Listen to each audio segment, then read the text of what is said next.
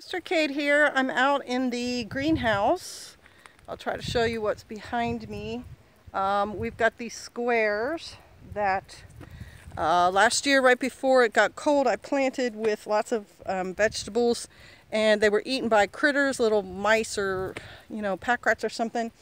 And then there was extreme cold temperature down here. I think it was below 20, and I think what, if anything lived, the cold killed it. So I've got collard greens and cabbage that I am going to try planting in these holes, and I'm also going to reconstruct some of the bed down here because the wood that was there got rotted. So I'm going to be working on that and doing some planting.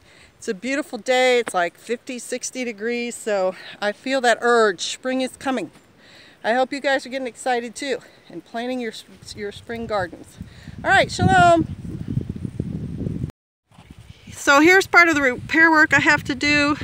Here's what the border looked like with the wood, but some of this wood rotted, and as you can see on this side, I've replaced it with stone, and then I'm going to try to do the same thing over here on this side. And look, I've got a friend just in case I unearth anything edible. And I need to do some repairing in there where the dirt's kind of a mess. It's kind of slid around and stuff, so I'm going to use a shovel and kind of get that back up, get some rocks and lay them in there, and hopefully get this bed right in here in shape, because this bed was very fruitful last year. I had Brussels sprouts in here that did great, and I'm excited about planting in them this year. Also, I did plant some turnips and stuff down at that end, but they didn't do very well. I'm not sure if it was pests or what, but I would like to try again. All right, shalom. Here's my line of rocks, and if you see, I kind of put them all on a straight-ish line here, so the dirt's all held in the same way. And then here's a little bit of the rotten wood. Pastor Joe's intention was for these to be kind of hugelkulture-y, and I'm not sure this is the way to do it, but I can put a little in here and then put the dirt over top with my little shovel and cover it up, and that is how hugelkulture is supposed to work. It's supposed to be covered, and then it captures moisture as it breaks down and adds nutrients to the soil.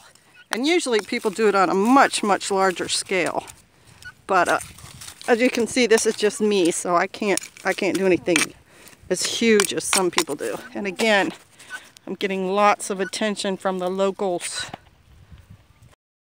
These squares have been planted with the collards, and these 4 jugs underneath them are cabbage seeds. I got that wall put up. I got that soil laid down and evened out. I had to put more soil in those 2 squares because they weren't quite full enough. And that's about it for me.